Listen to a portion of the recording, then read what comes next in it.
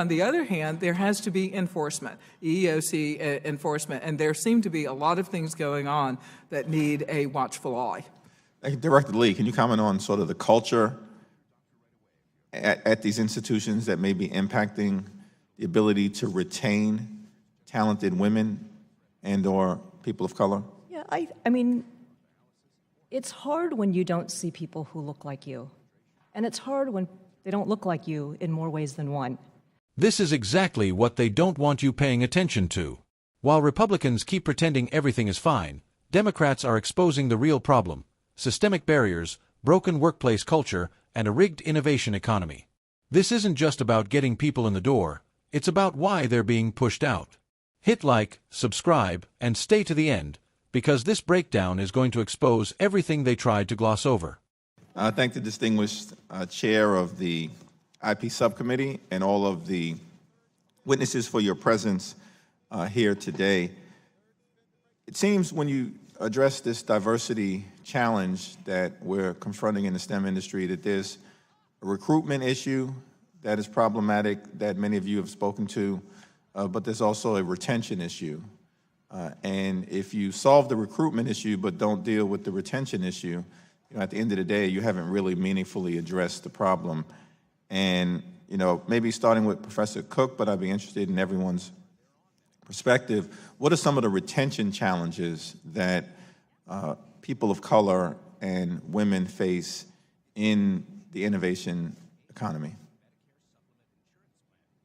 So thank you for your question. I think that one of the things that is becoming more and more evident is that the climate in many of these patenting firms is not what it should be, and because they're demonstrating, because there are workers from these companies demonstrating, we should listen to them, and if you can do anything, have any sway over, say, the EEOC pursuing these claims, I think that would make a big difference. There has to be some outside force because they have not been able to police themselves in this way. We can make the argument, I can go to these firms and talk about the money that's being left on the table because patent teams are single sex rather than co-ed. I can talk about that. I make the profit maximization argument. But I think on the other hand, there has to be enforcement, EEOC enforcement, and there seem to be a lot of things going on that need a watchful eye.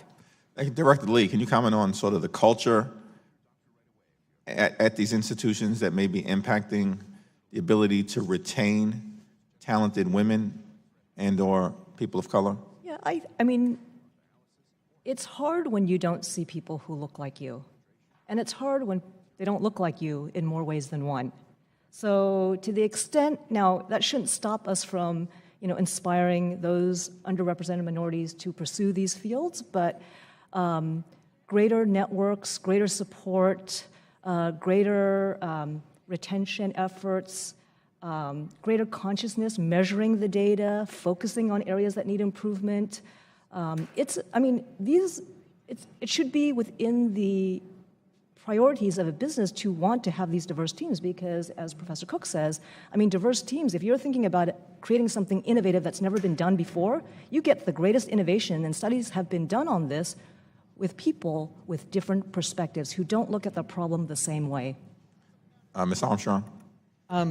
Being from one of these companies who struggles, frankly, to not only recruit but to maintain a diverse workforce, there's a lot of challenges that have been talked about here as well. And one of them, frankly, is how do you create the snowball effect? When I was always the only woman in the room, especially when you work overseas, and how do you create an environment where, especially some of the younger people want to work in. People want to work in an environment where they see a diverse team or a set of people that look like them as well. And so, it's very hard to come up with a set of magic bullets, but there's a number of things that we're working on. Implicit bias does exist. I'm sure it exists in all of us.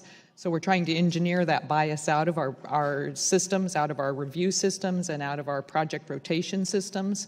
And then certainly recruiting and also trying to show that Qualcomm and semiconductor and wireless technology is a really wonderful place to have a career, but it's a challenge. Well, thank you. And Professor Howard, if you can just comment briefly in connection with your testimony about sort of the high cost of obtaining a patent and that as a barrier to entry for greater levels of diverse participation. I think you've spoken of sort of the patent fees as well as the cost of representation as challenges that people face, women or people of color. Yeah, so the patent fees themselves, I wouldn't claim is as much of a challenge, but it's basically prosecuting, i.e. doing the dance with the patent examiner to finally get the patent issued. That's really the problem. That's the majority of the problem. And if you're a small business, especially women are underrepresented, every single dollar you have is primarily so that you can support the business, especially since angel and VC is not as on par with other groups. Well, thank you. And Mr. Chairman, hopefully that's one of the things that we can examine moving forward in terms of barriers to entry, and I yield back. Let's be real. Democrats nailed this. Completely. This wasn't some abstract debate. This was a direct call-out of a system that recruits diversity for optics and then quietly bleeds it out through toxic culture, bias, and structural neglect. And what did we hear? That these companies can't even police themselves. That it takes federal enforcement just to get basic fairness. That says everything. Republicans love to scream about merit and markets. Yet here we have clear evidence that talent is being wasted because the system is stacked. Diverse teams drive innovation, increase profits, and still, these institutions resist change. Why? Because acknowledging the problem would mean admitting the system isn't as fair as they claim. And the hypocrisy gets worse. Barriers to entry aren't just cultural, they're financial. The cost of actually navigating patents, the lack of venture capital access, these are real, measurable obstacles. But instead of addressing that, Republicans stay silent or deflect. Democrats didn't just ask better questions, they exposed a broken pipeline from top to bottom. Recruitment without retention is a scam.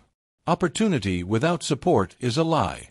And pretending otherwise, that's the real radical position. I prefer this response.